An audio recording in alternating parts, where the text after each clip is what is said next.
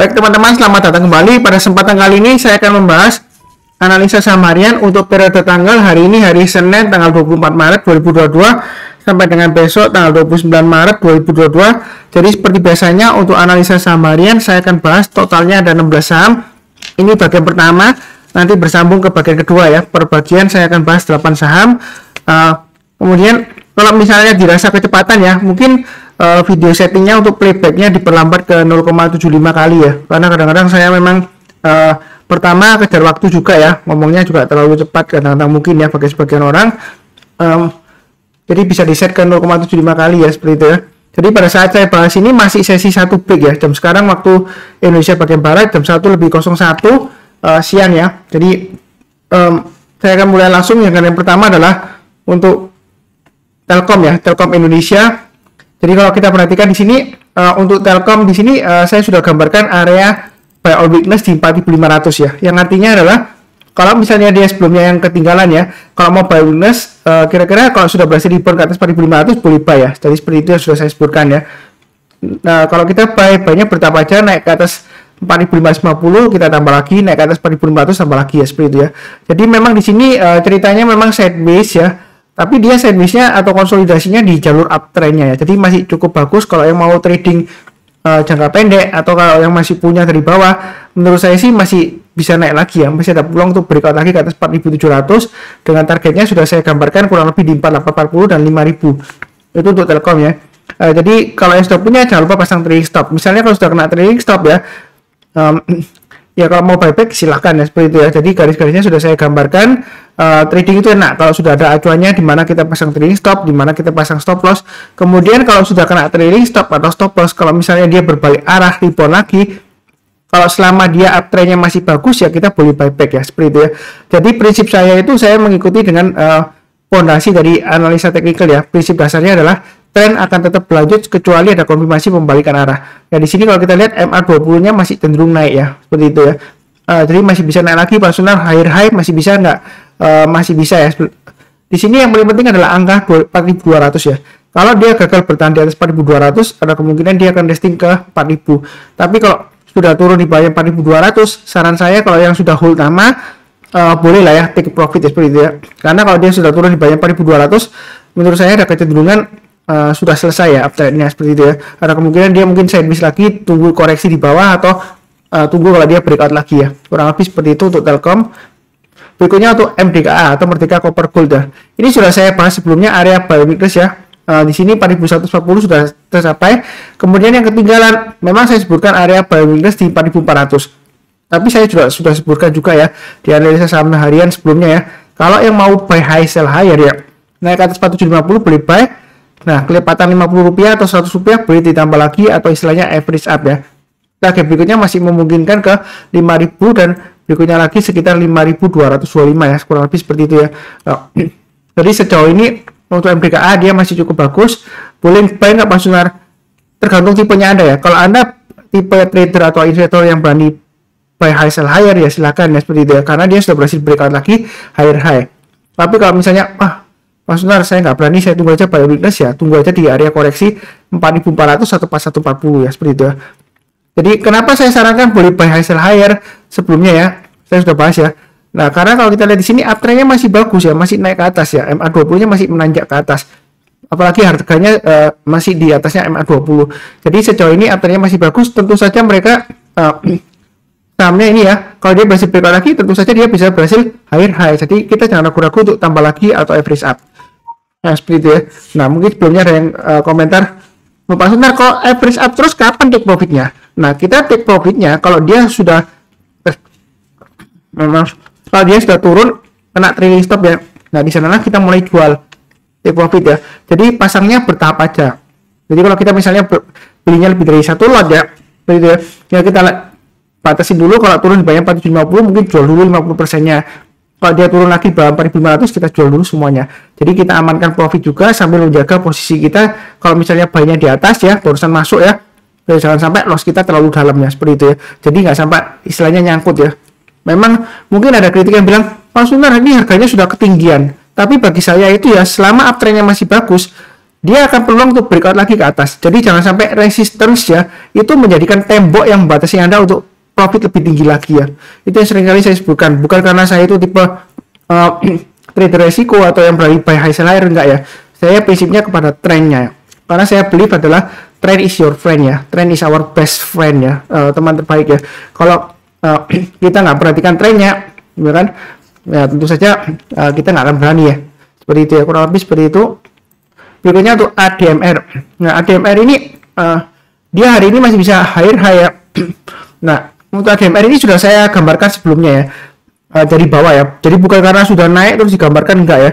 Jadi saya sudah sebutkan naik ke atas 1900 boleh tambah lagi setiap lipatan 100 rupiah ya. Nah, ini dia berhasil naik lagi ke atas 2100 ya. Sebelumnya sudah saya sebutkan boleh tambah lagi atau average up. Target berikutnya di 2200, berikutnya lagi di 2300. Nah, ini kan barusan IPO Pak Sunar ya. Nah, kira-kira ini bisa naik sampai kapan? Kita nggak akan pernah tahu ya. Yang terakhir sih kecenderungan beberapa waktu ke depan ini ya, dalam waktu dekat ya, 1-2 bulan itu memang kecenderungan untuk sentimen dividen ya. Kalau dia dividen yieldnya tinggi, ada kemungkinan dia masih bisa naik atau masih paling tidak dia masih tertahan ya. Begitu. Tapi di sini saya sarankan fokus kepada garis-garis yang sudah saya berikan ya. Saya berikannya setiap lipatan 100. Jadi diatur sendiri money manajemennya ya. Kalau belum punya ya tunggu aja area koreksi, boleh tunggu di area 1900 atau di 2000. Artinya buy on weakness itu ya. Itu kalau dia turun di banyak 2000, kita belinya kalau sudah berhasil rebound. Nah, kita belinya kapan? Menjelang penutupannya. Jadi kalau menjelang penutupan dia koreksi di 2000 ya sebelumnya, kemudian dia berhasil rebound di atas 2000 menjelang penutupan, di sanalah kesempatan kita untuk buy. Itu yang buy on weakness ya. Boleh 2000 atau 1900. Nah, kemudian kalau dia sudah naik lagi setiap lipatan 50 rupiah atau 100 rupiah boleh tambah lagi atau average up ya. Jadi pasang aja automatic order buy. Nah, garis-garis ini fungsinya juga ganda ya. Kalau naik ke atas 2100 boleh tambah lagi atau average up. Kalau misalnya dia gagal, dalam arti dia turun lagi di bawah low-nya hari ini misalnya seperti ini ya 2070. Nah, di sanalah kita pemasang trailing stop atau stop loss ya. Belinya bertahap aja. Kenapa? Memang aturannya masih bagus, masih bisa higher high. Tapi dia dari harga IPO sudah naik tinggi ya. Apalagi dalam beberapa waktu dia sudah naik tinggi, fluktuasinya juga lumayan tinggi ya. Begitu ya. Jadi ini grafiknya per jamnya ya, bukan daily chart. Karena kalau daily chart di sini saya pakai kecenderungan saya kalau analisa chart saya pakai log scale ya, LOG ya, logaritma ya skalanya.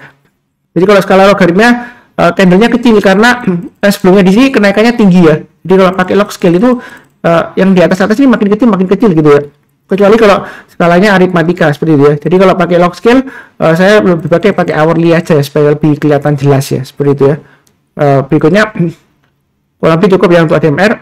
Berikutnya untuk buka. Jadi emiten Bukalapak ada yang bilang jual aja, itu sudah dilepas gitu ya katanya investor. Kan sebelumnya ada yang lock period 8 bulan ya katanya. Kalau sudah mulai dilepas nanti bakalan turun lagi atau gimana ya. Nah, saya fokusnya di sini pada trennya. Terus terang aja untuk buka ini trennya masih downtrend ya, walaupun dalam beberapa minggu ya 1-2 minggu ini ya dia sudah mulai rebound. Tapi sudah saya sebutkan sebelumnya, selama dia berada di bawahnya 525 itu kalau kita buy sekarang untuk investasi itu masih resiko ataupun trading jangka menengah ya. Kalau trading jangka pendek ya lain cerita ya. Nah, seperti ini saran saya paling cepat tunggu kalau dia naik ke atas 426. Nah, Pak Suntar jangan-jangan nanti breakout ke atas 426 langsung turun lagi, nyangkut dong seperti itu. Enggak juga sih, karena saya prinsipnya kalau trading saham yang lagi posisinya downtrend ya, itu saya kecenderungan belinya agak ke atas. Karena apa? Kalau di atas berarti dia demand-nya lebih besar daripada supply-nya ya, kurang lebih seperti itu ya. Perhatikan juga bukan volumenya ya. Kalau dia masih turun di bawah level tertentu, itu kecenderungan dia masih resiko karena supply-nya masih lebih besar daripada demand-nya, sehingga ada kemungkinan dia akan turun lagi seperti itu ya. Tapi bagi yang mau ambil resiko, ini sudah saya gambarkan paling cepat banget ya, 344 lah ya. Naik ke atas 344 boleh buy. Nah, seperti itu. Karena sebelumnya kalau dia sudah berhasil breakout ke atas 344, dia ada kemungkinan bisa naik ke atas 394 ya, atau 400 lebihan, kurang lebih seperti itu. Belinya bertahap aja, jangan terlalu agresif, jangan terlalu banyak-banyak ya. Kalau naik kita tambah lagi, kalau turun jangan di average down ya, seperti itu ya. Jangan hold juga, begitu. Saran saya sih biasakan low average down ya, dengan alasan apapun juga ya, seperti itu.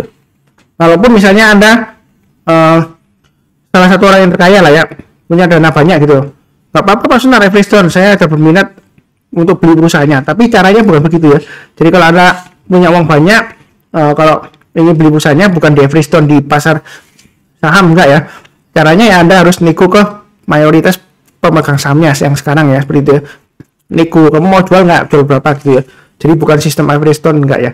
Makanya saya sarankan jangan sekali-kali Everstone. Memang kalau di Everstone lebih murah. Iya kalau dia naik lagi, kalau dia turun lagi. Karena ada ya, dari pengalaman saya tahun 2013 dulu ya, ada satu saham yang di masa kejayaannya dia harganya bisa sampai 6.000 ya. Kemudian dia turun-turun sampai 5.000 ya. Waktu itu di grup saya ada bilang kalau turun di bawah 5.000 atau 5.000 saya mulai beli, ngumpulin gitu ya, murah katanya.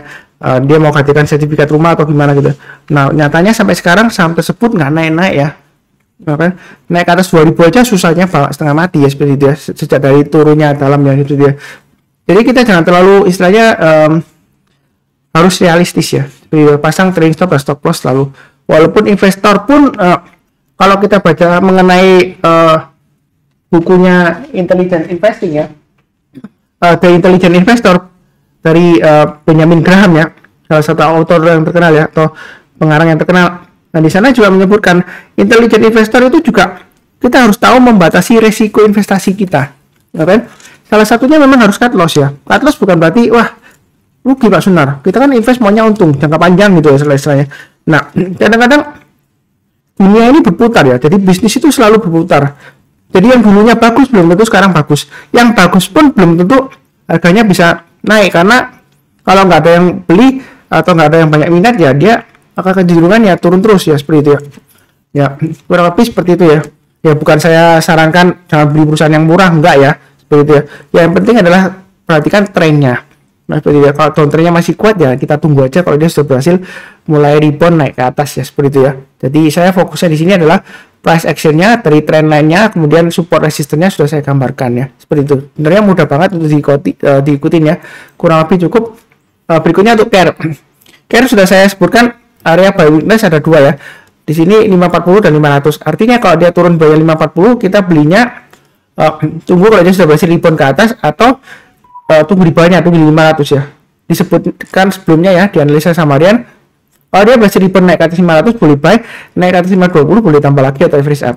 Nah di sini memang dia konsolidasi atau sideways di area sekitar 500 sampai 540. Mau buy sekarang boleh, tapi bertahap aja. Naik ke atasnya 540 breakout boleh tambah lagi atau average up ya. Target price berikutnya di 560 dan 580. Nah, kurang lebih seperti itu. Jadi ini kembali lagi ke sideways range-nya ya. Untuk CARE ya. Apa Sunar? Tak enak trading di CARE. Ini cenderungan lemot ya, sideways ya. Ya tapi kalau ikutin garisnya, kalau dia turun nyentuh berarti berhasil rebound ya. Belinya bertahap aja. Ya lumayan profitnya seperti itu ya. Kurang lebih cukup lah ya. Untuk CARE berikutnya untuk BBNI. Nah, BBNI setelah kemudian dividen dia masih bisa naik lagi Pak Sunar ya, seperti itu.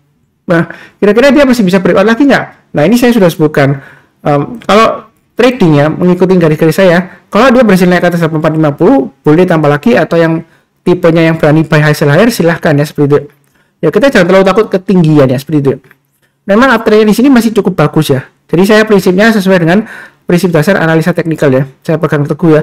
Kalau trennya masih bagus ya, dia akan tetap berlangsung ya. Jadi kalau uptrendnya masih tetap berlangsung ya, dia akan tetap bisa naik lagi kalau dia breakout naik ke atas lagi ya. Ya contoh mudahnya di sini ya. Di sini mungkin bisa dikatakan ini resisten kuatnya 7950 ya. Oh, kenapa Pak Sun tadi bilang gitu? Karena kalau kita perhatikan di sini ya, itu sebelum pandemi ya, dia susah banget naik ke atas 7950 ya. Ketika dia turun dari atas ya. Ya berarti kan itu resistennya Pak Sunar. Kalau 7950 jual. Nah, di analisa saham saya ya, sebelumnya saya sudah sebutkan, kita jangan terlalu kaku ya. Kalau sebelumnya resistennya gagal, belum tentu kalau kali ini dia breakout gagal lagi ya, seperti itu. Jadi jangan sampai resisten itu menjadikan tembok supaya menghalangi Anda untuk profit lebih tinggi lagi ya. Tapi jangan salahkan saya, Pak Sunar itu sesat itu. Mau ajari kok belinya nyangkut di atas ya, beli di atas ya. Nah, sebenarnya sih kalau kita bicara mengenai pucuk atau puncaknya ya, seperti itu. Kita nggak akan pernah tahu puncaknya atau pucuknya kecuali kalau kita sudah dari atas turun ke bawah, kemudian melihat ke belakang ya. Wah, itu puncaknya dari atas ya. Contohnya seperti ini ya. Seperti itu ya. Memang dengan menggunakan analisa teknikal Fibonacci extension kita bisa memprediksikan puncaknya kira-kira di mana ya, atau target price-nya ya. Nah ini saya kasih mundur ke belakang ya, jauh-jauh waktu ya, 2019 ya. Dari bawah dia sebelumnya dia kalau kita lihat ya, ini dari 2018 sampai 2019 dia terus naik terus. Nah puncaknya sampai kapan ya? Kalau kita sudah turun dari atas ke bawah ya, ini MA20 sudah mulai menukik turun ke bawah ya. Kemudian ini sudah breakdown ya, istilahnya breakout ke bawah ya. Jadi breakout itu sebenarnya ada dua istilah ya, breakout naik ke atas atau breakout ke bawah ya. Seperti itu ya.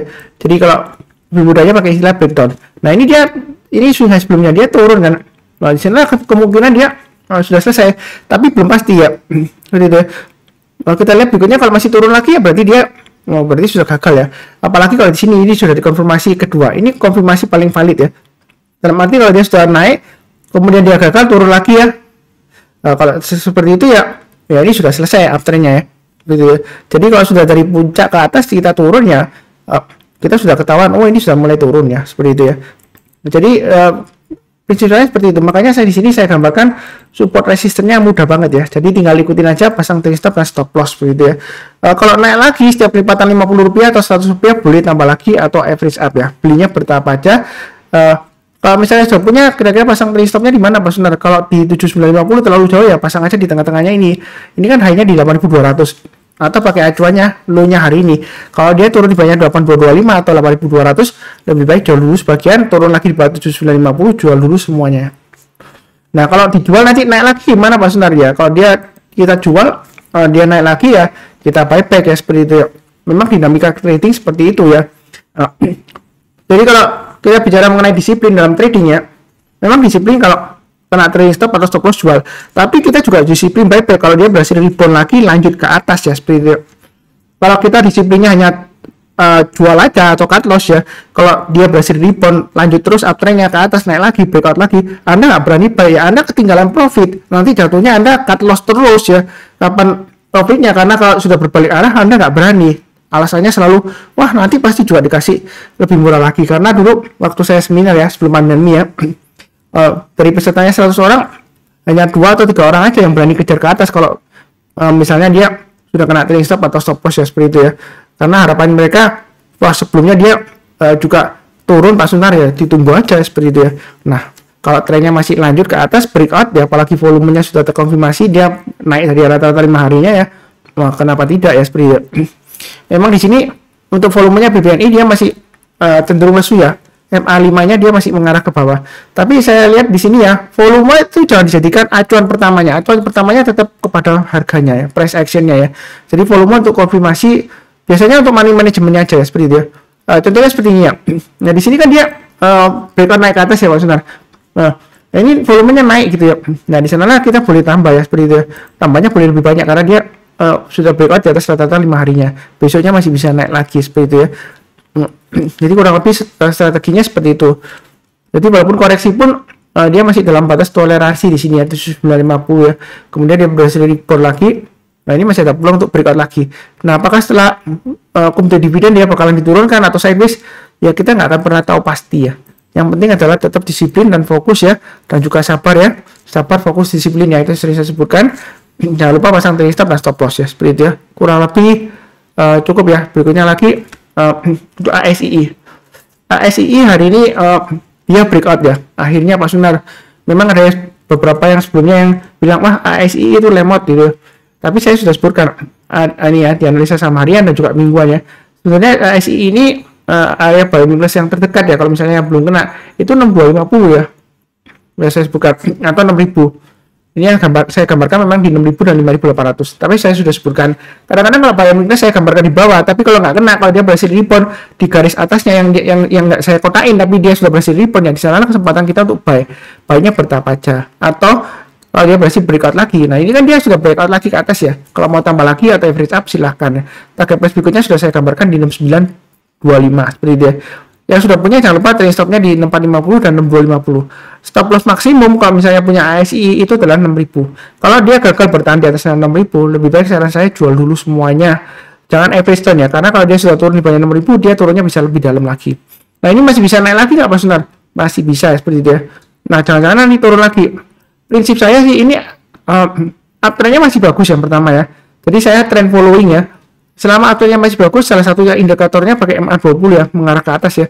Ya saya hold ya seperti itu. Kalau breakout lagi, kalau yang mau buy hasil higher, mau tambah lagi silakan. Memang kalau kita average up ya, itu nilai average-nya nanti bertambah. Tapi kan kalau dia masih higher high, nilai rupiah keuntungan kita kan bertambah karena kita menambah posisi lot-nya seperti itu ya. Jadi makanya saya lebih sarankan kalau mau masuk sekarang buy hasil higher ya, boleh aja, atau buy weakness di 6.000 atau 6.250 ya paling dekat lah seperti itu kalau nggak dikasih ya. Kurang lebih sih seperti itu ya. Ini sudah 7 saham, satu lagi untuk BMRI. Ini juga masih konsolidasi ya. Memang sebelumnya di sini gapnya ditutup ya. Ini gapnya akumulasi dividen ya. Dia turun di sini, dia bertahan di atas 775 ya. Nah, apakah posisi seperti ini saatnya tuh buy? Ya, buy weakness saya sarankan di 7.500 ya. Tapi kalau mau spekulasi buy sekarang, ya boleh aja, tapi jangan terlalu banyak ya. Belinya bertahap aja. Kalau dia naik ke atas, kita tambah lagi atau average up ya. Tapi kalau dia turun ke bawah 7.775 ya, 7.775 turun di bawahnya, kita jangan tambah lagi ya. Itu namanya average down ya. Seperti itu ya. Lebih baik jual dulu, tunggu aja sekalian di 7.500 ya. Seperti itu ya. Atau kalau dia berhasil breakout lagi atas 8.000, bagi tipe yang berani buy hasil higher ya silakan ya, karena uptrendnya masih cukup bagus walaupun ini kecenderungan melanda ya. Memang kecenderungan masih sideways atau konsolidasi, tapi ini di jalur uptrendnya ya seperti itu ya. Karena sebelumnya dari bawah dia ke atas ya, konsolidasinya di jalur uptrendnya. Itu istilah saya seperti itu. Jadi jangan terlalu takut, tapi jangan terlalu agresif juga ya. Yang penting adalah pasang trade stop dan stop loss sesuai dengan garis-garis yang sudah saya bantu di sini ya, seperti itu ya. Kurang lebih sih cukup ya untuk analisa saham harian. Untuk yang bagian pertama ya, nanti berlanjut ke bagian kedua ya, seperti itu ya. Mungkin saya ingin menambahkan sesuatu ya. Sebelumnya di komen video sebelumnya ya, saya nggak sebutkan yang mana ya. Ada komen, Pak Sunar, tolong liatin dong portfolio Anda gitu. Katanya sih kebanyakan yang ngikutin Pak Sunar, kebanyakan profit gitu. Mana buktinya gitu? Liatin portfolionya ya. Nah, sekarang saya cuma mengatakan gini ya. Memang ada beberapa kesempatan yang di grup kecil saya ya. Itu saya kalau buy, sudah saya sebutkan buy ini ya. Kemudian portfolio juga saya sering sharingkan ya sebelumnya ya, seperti itu ya. Kemudian di live trading juga saya sudah sharekan ya portfolio saya ya. Nah itu di sana kan sudah lihat ya seperti apa ya, profit atau enggaknya kan sudah tahu yang ngikutin saya seperti itu ya. Nah kadang-kadang memang kalau kita trading ya kan, kalau kita bicara marketnya, terus terang aja dalam 1 tahun 12 bulan ya, itu dalam 1 bulan ada bulan tertentu memang saya kebanyakan nggak bisa untung ya, atau rugi ya, seperti itu ya. Jadi misalnya kalau bulan lalu untung ya belum tentu bulan ini ya nggak untung juga ya, seperti itu. Memang dinamika trading seperti itu kalau bicara overall ya, dari total portfolionya seperti itu. Nah tapi kalau bicara dengan dari keseluruhannya, pengalaman saya dari trading tahun 2013 sampai sekarang ya lumayan aja ya. Dari hasil trading saya sih ya, saya masih mampu menyekolahkan anak saya 2 ya, seperti itu ya. Dan hidup saya juga nggak kekurangan seperti itu ya. Nah kalau misalnya saya gagal terus ya mungkin saya mungkin ya kekurangan ya, seperti itu ya. Tapi selama ini kan cukup ya, seperti itu ya. Jadi dari hasil trading juga lumayan seperti itu ya. Walaupun saya ada bisnis lainnya ya, bisnis toko konveksi ya. Tapi saya kan kecenderungan sih, karena ya tahu sendirilah sekarang kan bisnis retail juga makin lesu ya, seperti itu ya. Ya mas, tapi kan masih survive juga ya, bisa menyekolahkan anak 2 ya, lumayan juga ya. Biaya sekolahnya juga lumayan mahal sekarang ya. Sekolah mana ada yang murah sekarang ya. Ya seperti itu ya. Jadi nggak perlu lah pamer portfolio, menurut saya nggak perlu ya, seperti itu. Memangnya mau seperti Pak Sutar pamer portfolio yang ya, saya nggak nyinggung orang lain ya, influencer yang kena kasus itu ya, pamer kekayaan gitu ya. Terus ada juga yang pamer portfolio profit berapa di Instagram. Kan tujuannya mereka pamer kan mereka mau promosi grup VIP-nya mereka ya kan. Apa saya mau promosi seperti itu? Saya kasihkan kasih lihat untungnya berapa gitu ya, berapa ratus juta gitu ya, ratus 10 juta gitu, terus narik iuran member VIP. Apakah mau seperti itu ya? Jadi nggak perlu lah terlalu, istilahnya terlalu negatif banget lah ya kalau saya bilangnya. Masa sih? Ya Anda kan kalau bisa tahu untung nggaknya kan Anda bisa tahu sendiri dari analisa saham yang saya bahas selama ini kan. Di grup saya juga ada beberapa yang sudah sharing ya. Makasih Pak Sunar, saya untung dari Antam, ada yang terakhir untung dari MPPA, ada yang dari MDKA seperti itu ya, ada yang dari Inco ya, ada yang sharing Antam ya. Di salah satu sekuritas kan dia ada semacam kayak screenshotnya ya, kalau untung berapa investasinya, itu ada yang untung sampai 40% sharing di saya, di grup saya. Dia beli Antam ya seperti itu, 40% lebih kalau salah ya, itu di grup saya aja ada gitu ya. Jadi nggak perlu lah kalau saya pamer-pamer wah hebat lah apa enggak, karena kalau trading itu memang kadang ada yang berhasil ada yang gagal ya seperti itu ya, karena saya nggak bisa mengatur harga saham di pasar saham seperti itu ya. Yang penting kan pembahasan saya itu selalu fair ya, dalam arti saya sudah sebutkan trailing stopnya di mana, stop lossnya di mana, kalau dia berhasil naik lagi boleh tambah lagi atau average up ya seperti itu ya. Jadi buat apa sambil istilahnya kayak menyindir-nyindir itu bahas-bahas gitu, itu portfolionya berapa, tunjukin dong profit nggak gitu loh. Itu buat apa gitu loh, memangnya saya mau jualan grup VIP gitu ya, terus saya tunjukin profitnya, terus nanti banyak orang yang join gitu, atau pamer kekayaan gitu ya. Nah nanti tujuannya buat apa gitu ya. Karena setahu saya kalau ada yang pamer kekayaan ya, kita harus meneliti dengan detail itu dari mana hasil uangnya. Kalau murni dari trading atau investasi, wah hebat banget ya gitu ya. Mungkin kita bisa berguru ke dia ya. Nah, tapi kita harus tahu sumbernya dari mana, tujuannya untuk apa pamer kekayaannya dia. Ya untuk menarik orang supaya apa ya, ikut membershipnya seperti itu ya, membership berbayarnya seperti itu ya. Jadi buat apa lah ya, nggak perlu terlalu istilahnya negatif banget pikirannya ya. Kita harus positive thinking lah seperti itu ya. Saya terus terang aja dari income-nya YouTube ini nggak seberapa lah dalam dapatnya videonya ya. Apalagi viewernya itu punya saya berapa sih viewernya ya, nggak sampai 1 juta view kan ya seperti itu ya. Ya memang viewnya masih sedikit, saya masih mulai aktif tahun 2021 sekitar 8 Maret ya seingat saya seperti itu ya. Memang masih belum banyak banget ya, karena video saya itu lebih fokus ya langsung ya ke sahamnya. Saya nggak mau pakai clickbait misalnya bagi dividen lebih dari 10%, saham ini masih potensial naik atau enggaknya. Enggak, saya langsung fokus analisa saham apa langsung saya sebutkan seperti itu ya, dan lebih kecenderungan langsung spesifik ke sahamnya seperti itu ya. Jadi nggak perlu lah nyindir-nyindir itu untung berapa sih Pak Suntar, hebat nggak itu. Nah itu semua kan sudah saya gambarkan, memang seperti sebelumnya ya. Ya kalau memang kalau bicara mengenai saham ya nggak selalu naik ya yang dibahas seperti itu ya, tapi yang penting kan sudah diberikan kira-kira acuannya untuk trading stop lossnya di mana, trennya seperti apa sudah saya gambarkan. Ya sudah cukup kan seperti itu ya. Mungkin itu aja ya, mungkin curhat saya agak terkesan lebay atau gimana, tapi saya hanya mengingatkan aja, saya nggak pernah menyesatkan orang lain ya seperti itu ya. Kalau mau kritik sih boleh aja, tapi jangan kecenderungan kayak menyindir kayak gitu ya. Ngapain sih mau tunjukin portfolio saya, memangnya mau saya pamer? Kalau saya tunjukin mau apa? Anda mau bayar saya ikut langganan bulanan gitu atau tahunan, mau rekomendasi bayar gitu lah, mau ikut gitu kan, seperti itulah. Ini kurang lebih seperti itu ya, kita sesuaikan dengan risiko profil masing-masing ya seperti itu ya. Sekian yang barusan join channel Saham Profit, jangan lupa selalu bantu like ya, kemudian kalau yang baru ya nyalakan lonceng notifikasinya supaya nggak ketinggalan. Seperti biasanya yang paling penting ya, saya doakan selalu semuanya selalu sehat, damai dan sejahtera selalu, amin. Terima kasih banyak.